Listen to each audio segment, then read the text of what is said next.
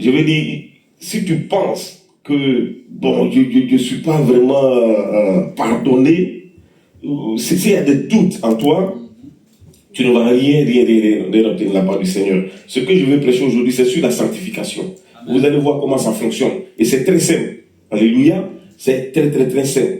La Bible nous dit que ceux qui adorent Dieu l'adorent en esprit et en vérité. Vous allez voir que l'esprit est très, très, très important ici pour adorer Dieu.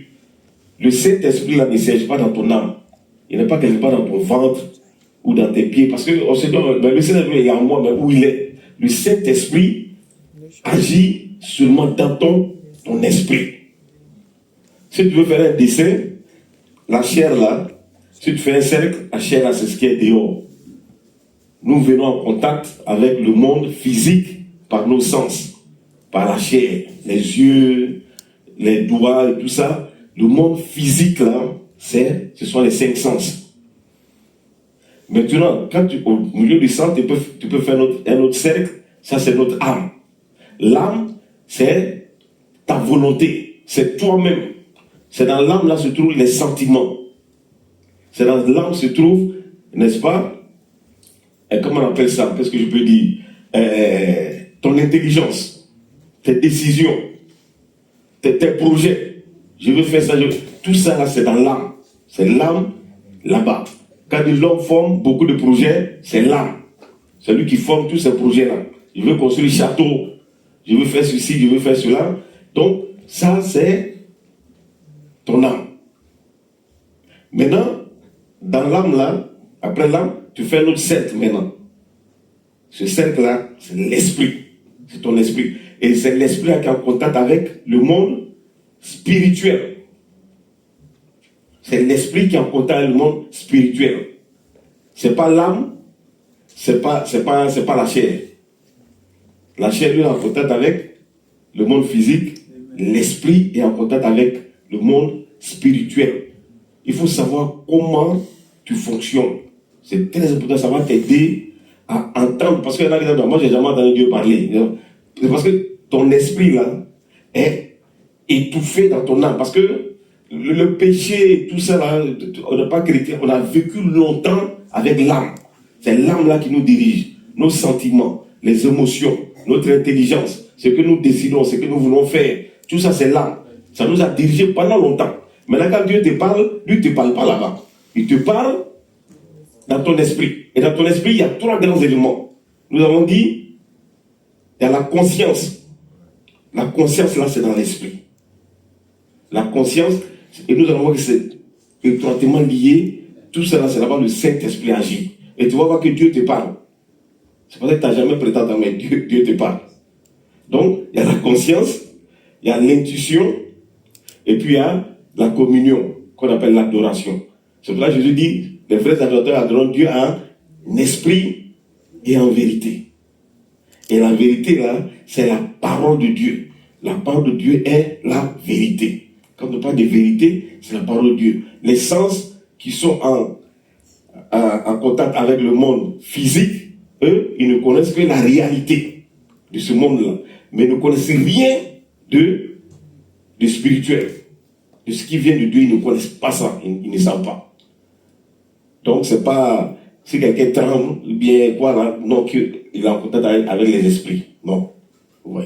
C'est vrai que l'esprit peut l'utiliser à trembler et tout ça, mais il peut être serein et tout, en train de prier, et puis son esprit en contact avec Dieu. Oui. Parce que souvent, nous pensons que c'est parce qu'il bouge, non, que Dieu, forcément, essaie de lui. Donc, aujourd'hui, nous allons parler, il faut qu'on parle beaucoup plus de l'esprit, pour que tu saches comment ça fonctionne. Et tu vas voir que tu entends la voix de Dieu. Dieu te parle. Mais l'âme a tellement étouffé l'esprit que tu n'entends pas la voix. Et souvent, tu entends. Et souvent aussi, tu n'arrives pas à discerner.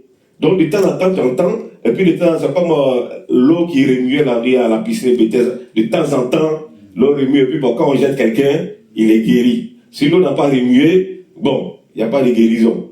Donc, souvent, de temps en temps, voilà, corps, âme, esprit.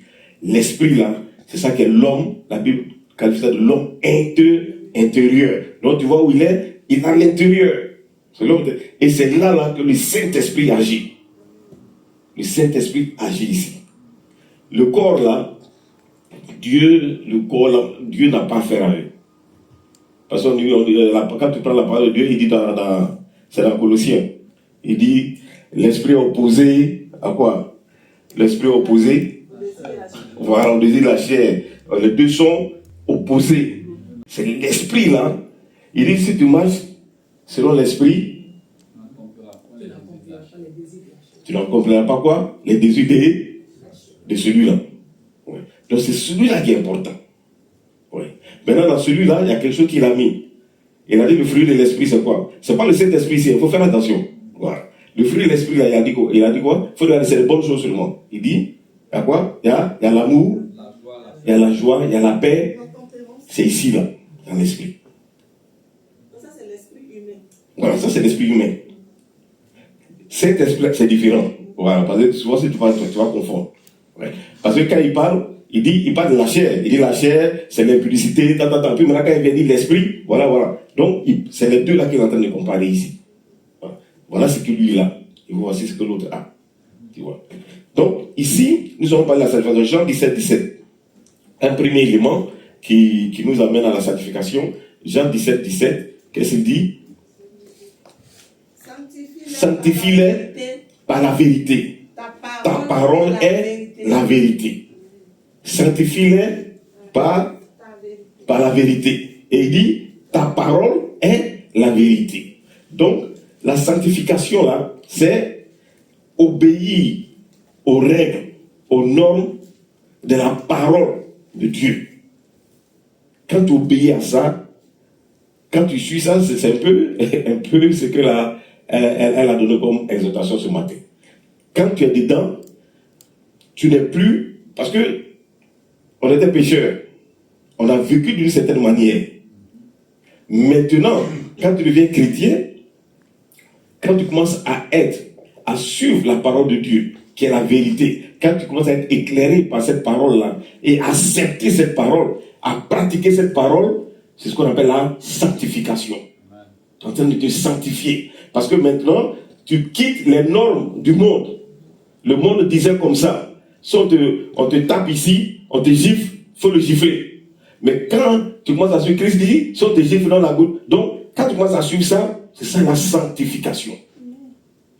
Moi, je le dis parce qu'il y avait un homme de Dieu qui était avec nous ici, mais il ne savait pas ce que c'est. Il dit, mais chaque fois on parle de ça. Il dit, mais la Bible est remplie de ça. On n'a pas inventé. Il dit, mon gars, était pas de mais c'est quoi? Non, c'est rempli ici.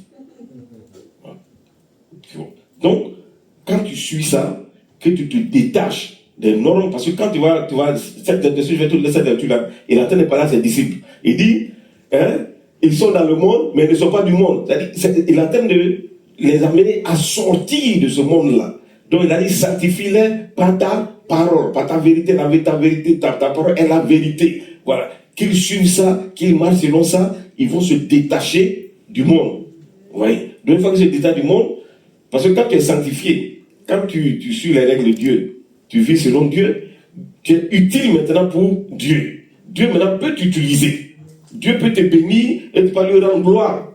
Tu vois? C'est comme ça.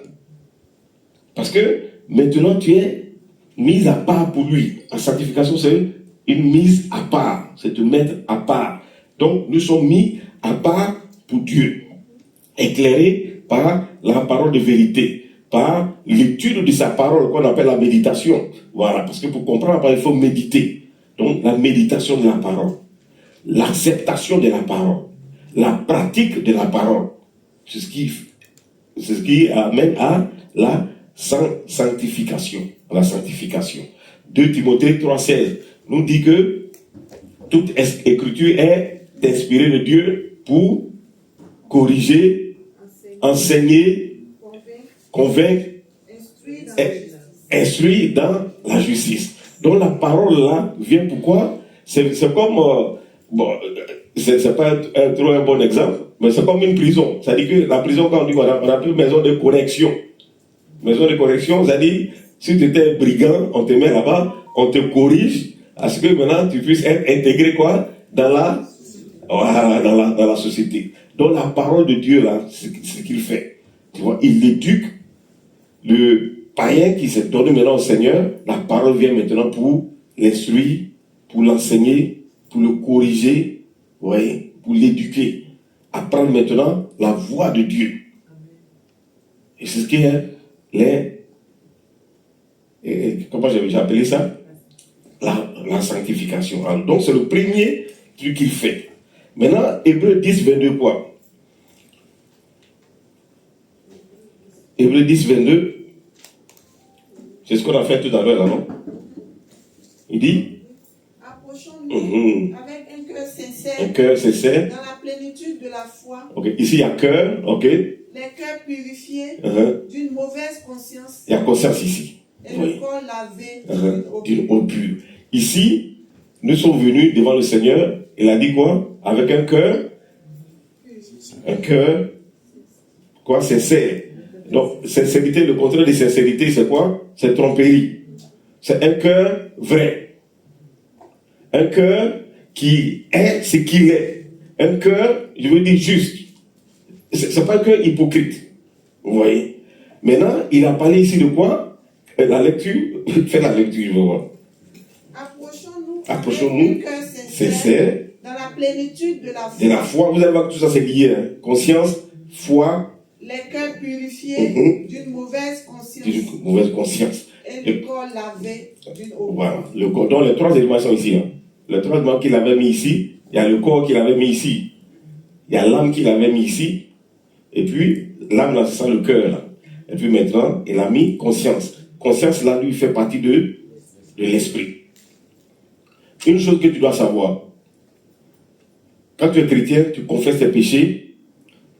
Le sang de Jésus-Christ te purifie de tout péché. Il n'y a pas un péché qui est au-dessus du sang de Jésus. Amen. Il y a un seul péché qui est au-dessus, c'est le péché contre le Saint-Esprit. Donc le péché contre la personne même de Dieu. À part ça, il n'y a pas un péché qui n'est pas pardonné. C'est très important ici, dans ce qu'elle vient de donner. Parce que si tu penses que tu n'es pas pardonné, c'est-à-dire que tu rends Dieu incapable. C'est-à-dire que le sacrifice de Christ là, c'est zéro. Quand tu t'approches de Dieu, si ta conscience t'accuse, il y a un problème. Tu dois savoir une chose, que quand je confesse mes péchés, je suis pardonné. Totalement pardonné. C'est pour ça qu'il y a toujours assurance. Quand je viens devant Dieu, je viens avec assurance que je suis un enfant de Dieu. À tous ceux qui l'ont reçu, il a donné le poids de lui, enfant de Dieu. Je suis totalement pardonné. Et je viens devant Dieu. Si je viens en pensant que je ne suis pas encore pardonné, c'est là maintenant je vais commencer à dire, bon, je demande pardon pour les péchés. Tu répètes le péché. Non. Il t'a pardonné. Une fois que tu as dit, c'est fini. Il t'a pardonné. Donc tu viens avec assurance. Sinon, si ton cœur t'accuse, il n'y a plus d'assurance. Et tu rends le sang sans force. Le sang est faible. Alors que ce sacrifice-là, c'est le plus grand sacrifice. Ce n'est pas un bon exemple que je donne, mais c'est pour que tu comprennes. Quand tu vas en brousse, chez les féticheurs, si tu veux envoyer sacrifice de poulet, tu peux le poulet amener. Sacrifice de mouton, tu peux amener. Mais si tu veux avoir sacrifice de ton frère, alors que Jésus-Christ, c'est qui? C'est notre frère dans la Bible. Et il a dit quoi? Dieu, on dit quoi? Il a plu à Dieu. C'était un plaisir pour Dieu de l'offrir. Parce que c'est le seul là, sacrifice humain là, qui peut effacer le péché. Et toi, humain ici, si on est à voir ton frère, pour être riche, tu te dis, ah, mais c'est le fils est fort. Parce que c'est le seul sacrifice là qui peut me rendre riche. C'est plus fort que poulet. C'est plus fort. Donc, il faut voir le sang de Jésus, ici, là. C'est un sang parfait. C'est un sang supérieur. Parce que il n'a jamais péché. Ce n'est pas le sang d'un brigand, un voleur qu'on a pris pour Dieu a pris pour donner là-bas. Il faut le faire. Mais il a donné le sang de quelqu'un sans tache, sang qui a une pureté.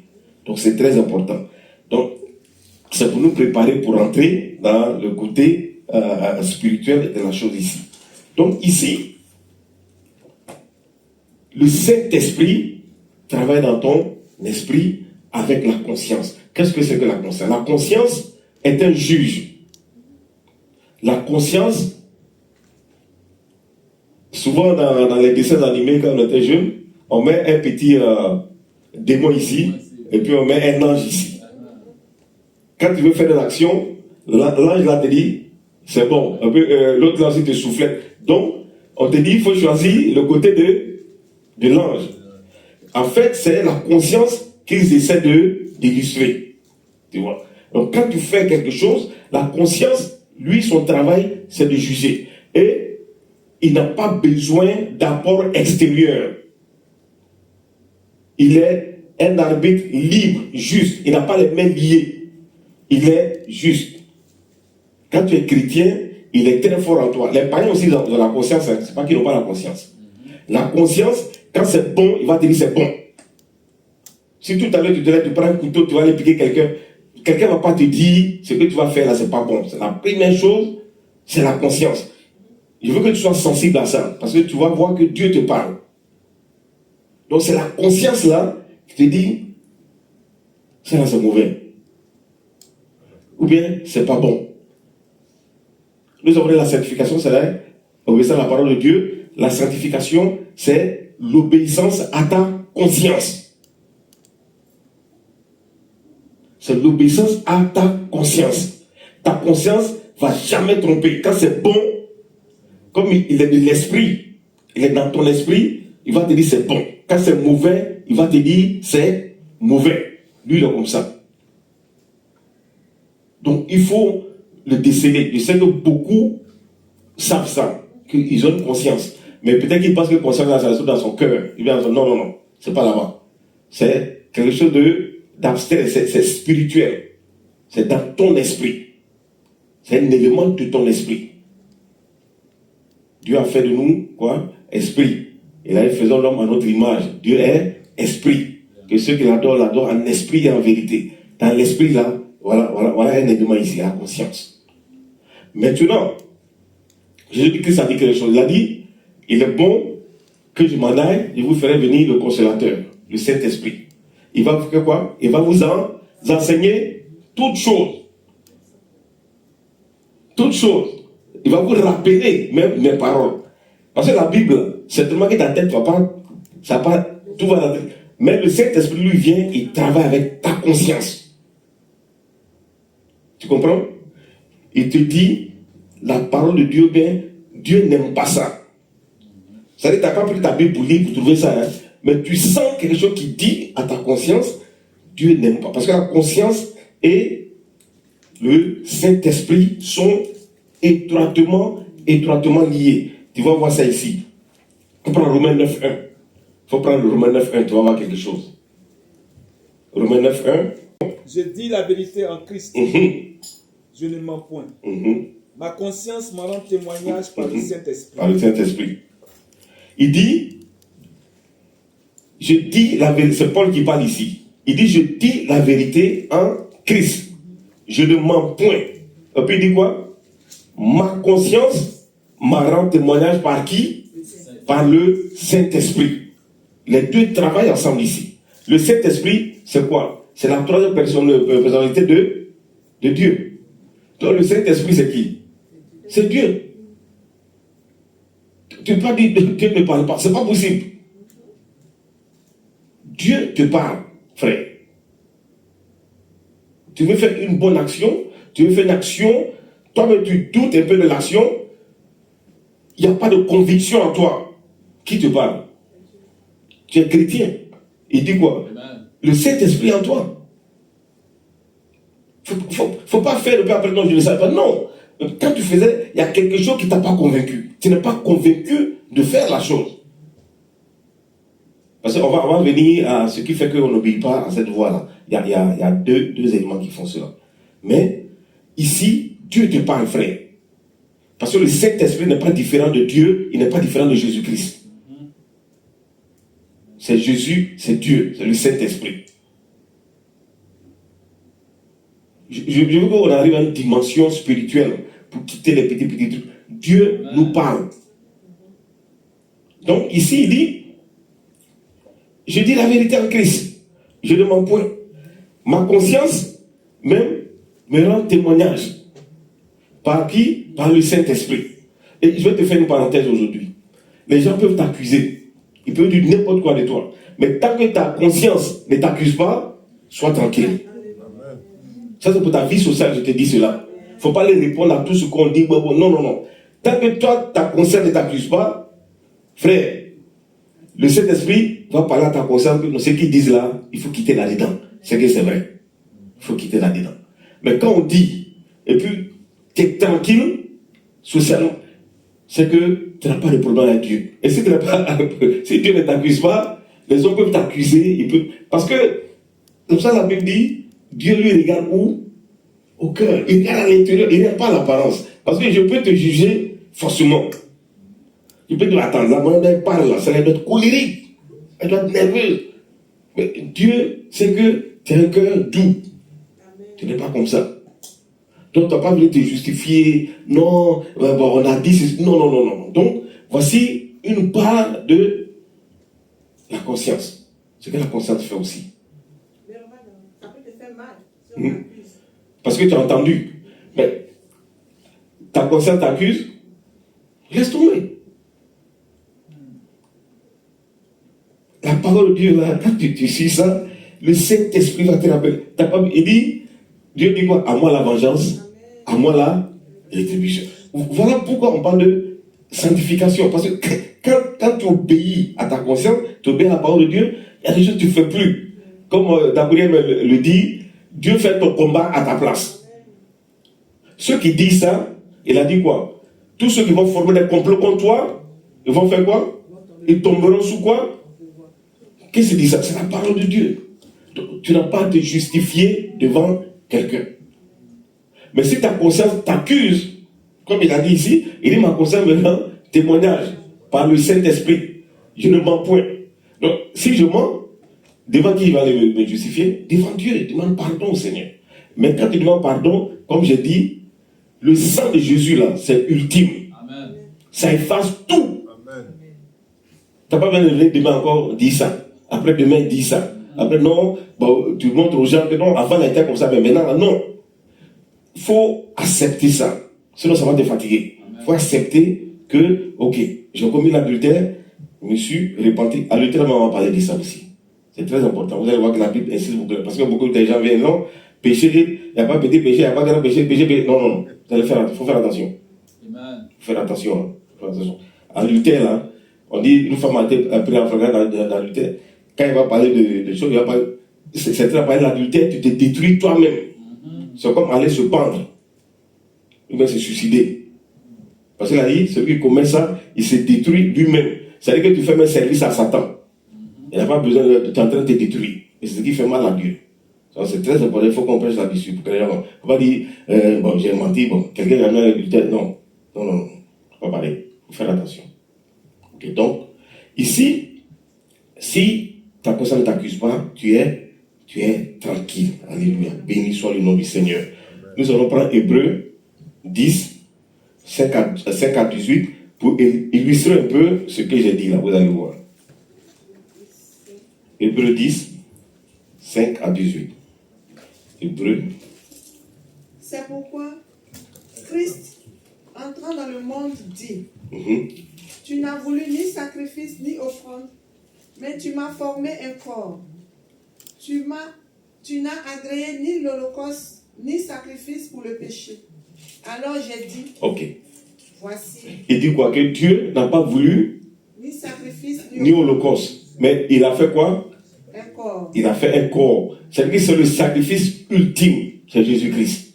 Sinon, il pouvait faire des taureaux, des moutons, toutes ces choses-là. Il peut venir sacrifier. Mais ultime, c'est Jésus-Christ. Hébreux 10, 5 à 18. Je vais lire. Hébreux 10, 5 à 18. Donc il dit, c'est pourquoi Christ, entrant dans le monde, dit, tu n'as voulu ni sacrifice, ni offrande, mais tu m'as formé un corps. Parce que Jésus-Christ, ça veut dire quoi? Qu'il était esprit. Nous étions esprits. Nous sommes esprits. Il faut que vous sachiez cela. Le corps là, c'est rien. C'est pas le corps là, on enterre ça ici. Il a dit, tu m'as formé. Il a dit, tu m'as formé, c'est-à-dire qu'il existait. Il était là. Nous aussi, quand tu vois la création, c'est pareil. Dieu nous a créés, et puis après, il nous a formés. Il a pris la boue maintenant pour nous former. Sinon, il nous a créés. Il a fait l'homme à notre image. Il n'a pas fait la boue ici. Donc, l'homme est là. Mais après, là, on dit, il a pris la boue. Parce que pour pouvoir vivre sur cette terre-là, il faut un corps terrestre. Mais pour le ciel, il faut un corps céleste. Et c'est ton esprit-là qui va. C'est pour ça que Jésus a dit à la croix, Père, je te remets mon esprit. Parce que tu prends soin beaucoup de ton corps. Mais il faut que tu prennes soin de ton esprit. C'est ce qui est important. Donc il dit, après avoir dit d'abord, tu m'as voulu, tu l'as agréé. Tu n'as agréé ni sacrifice ni offrande. Il faut lire ça. Mais tu m'as formé un corps. Tu n'as agréé ni holocauste, ni sacrifice pour le péché. Alors j'ai dit, voici, je viens. Je viens. Pour faire, ô Dieu, ta volonté. Après avoir dit d'abord, tu n'as voulu et tu n'as agréé ni sacrifice, ni offrande, ni holocauste, ni sacrifice pour le péché. Il dit ensuite, voici, je viens pour faire ta volonté. Il continue. Il abolit ainsi la première chose pour établir la seconde. C'est en vertu de cette volonté que nous sommes sanctifiés. Que nous sommes quoi? Sanctifiés, purifiés. Par l'offrande de Jésus-Christ. Tu vois? Une fois pour toutes. Pour toi. Une fois pour toutes. C'est ce sacrifice-là qui te rend pur. Une fois pour toutes. C'est fini. Il n'y a pas un autre sacrifice que tu vas faire. Ouais. Je me souviens, bon, je ne sais pas pour blesser quelqu'un, mais je me souviens, il y avait un serviteur de Dieu qui était mort comme ça en Côte d'Ivoire. On dit non, c'est pour qu'il y ait la paix en Côte d'Ivoire, c'est un sacrifice. Il n'y a pas un autre sacrifice. Tu vois. Mais tu vois, souvent les chrétiens sont tellement zélés, ils ont justifié ça. Non, bon, il est mort jeune parce que Dieu l'a sacrifié pour la Côte d'Ivoire. Non. Il a dit, tu lis sa parole, il dit quoi? C'est le seul, c'est fini. Il ne va pas sacrifier un homme de Dieu pour qu'il y ait la paix dans un pays. Donc, ici, vas-y. Verset 11. Et tandis que tout sacrificateur fait chaque jour le service et offre souvent les mêmes sacrifices qui ne peuvent jamais ôter les péchés. Donc, tu t'arrêtes ici. On connaît des religions. Chaque année, ils vont sacrifier mouton. Chaque année, ils vont le faire. Chaque année, ils vont le faire. Parce que si c'est total, là, si c'est fini, ça n'a pas bien de faire chaque année. Oui. Donc, chaque année, il répète les mêmes choses. Chaque année, il répète les mêmes choses. Donc, ici, lui, après avoir offert un seul sacrifice pour les péchés, s'est assis pour toujours à la droite de Dieu, attendant désormais que ses ennemis soient devenus son marchepied. Car, par une seule offrande, il a amené à la perfection. Tu entends? À la perfection pour toujours ceux qui sont sanctifiés. C'est ce que le Saint-Esprit nous a attesté aussi, car après avoir dit, voici l'alliance que je ferai avec eux, après ces jours-là, dit le Seigneur, je mettrai mes lois où? Dans leur cœur. Maintenant, continue, et je les écrirai où? Dans leur esprit. Dans leur esprit. Dans leur esprit. Le Saint-Esprit travaille étroitement avec ton esprit, afin que ton esprit agisse maintenant sur ton cœur, sur ton âme. Vous voyez? Sur ton âme. Il a dit quoi? Sois transformé par le renouveau de l'intelligence afin de discerner ce qui vient de Dieu et rejeter ce qui vient du monde. Oui. Parce que ce qui est agréable à Dieu, bon, parfait, tout ça, parce que le cœur, là, il y a l'intelligence là-bas. Cette intelligence là-bas doit interpréter ce que Dieu dit. Maintenant, et je ne me souviendrai plus de leurs péchés ni de leurs iniquités. Or, là où il y a pardon des péchés, il n'y a plus d'offrande pour le péché. Vous voyez. Donc ici, la conscience te parle.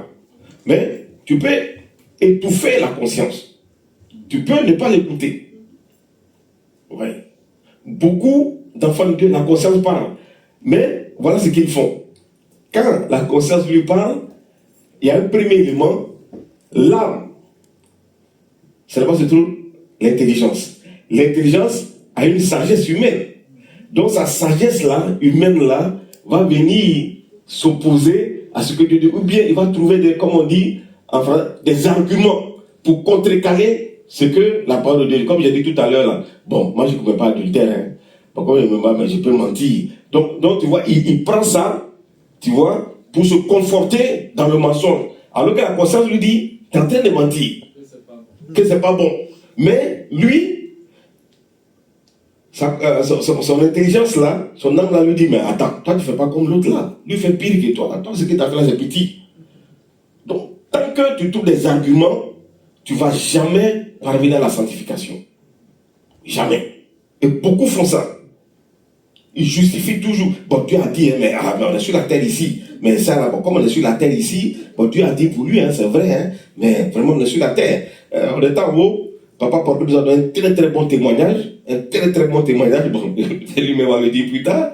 Mais il a dit, voilà la formation que j'ai faite. Et je prie Dieu pour pouvoir exercer ça ici. Quelqu'un lui a dit, ce que tu dis là, c'est vrai, en Afrique, ça c'est mais ici là. Mais il dit, ça l'a révolté. Ça dit, la personne me dit, mais Dieu n'est même pas capable.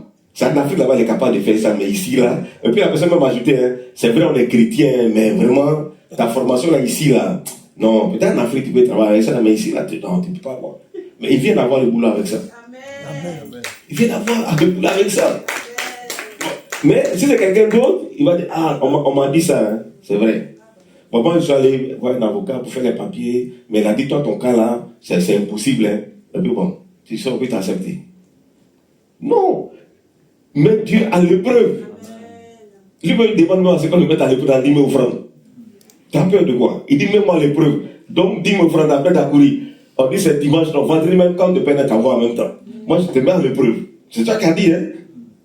Donc, quand l'avocat a dit, tu as accepté, et donc beaucoup font ça avec leur conscience.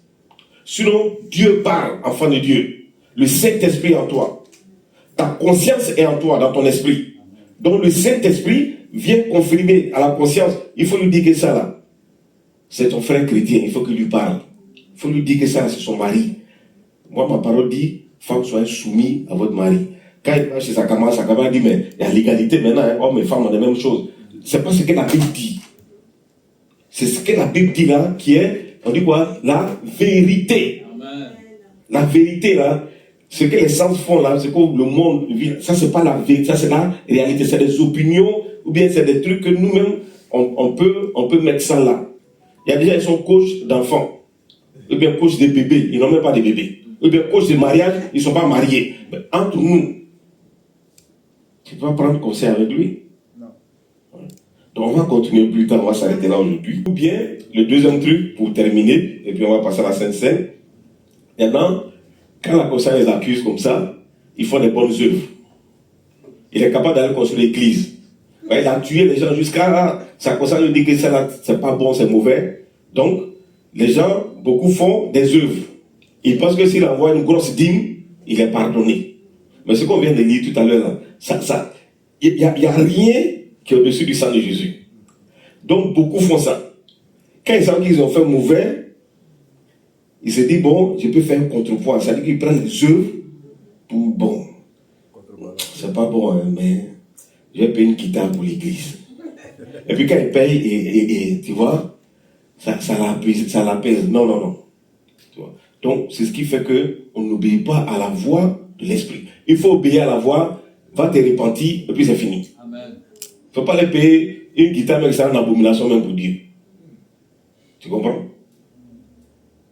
Les trucs de Dieu, c'est la vérité, c'est la pureté, c'est la justice. Donc, arrêtons. Dieu nous parle, frère. On va voir ça dans l'intuition, Dieu parle. Dans la communion, Dieu nous parle. La communion, c'est l'adoration avec Dieu. Et dans la conscience, Dieu nous parle. Enfant de Dieu, il sait que chaque jour, Dieu te parle. Mais toi-même, tu mets ça de côté. Ou bien tu regardes les réalités, comme on dit, de la vie là. puis tu mets ça de côté. Dieu parle. Dieu te dit cela, c'est pas pour toi. Il faut laisser ton temps arriver. Mais le temps de Dieu là, c'est trop long. On ne connaît pas ses quand. Ah, Dieu tient, un tient vaut mieux que deux, tu l'auras. Donc je préfère prendre pour aujourd'hui là. C'est mieux. Maintenant quand tu prends, ça devient du feu dans ta main. Puis maintenant tu viens à l'église. Ah, et papa n'a pas dit, ah, on va aller prier, hein. On va aller prier. J'ai fait les papiers là, mais de toute façon où ça arrivait là, c'est pas bon. Tu comprends? Donc Dieu parle, frère. Dieu parle. Donc nous allons nous arrêter là aujourd'hui. On va rentrer en nous-mêmes et demander au Seigneur vraiment d'illuminer les yeux de notre cœur afin que nous puissions, n'est-ce pas, saisir sa volonté et que nous puissions marcher d'une manière digne et agréable du Seigneur. Père Céleste, Père de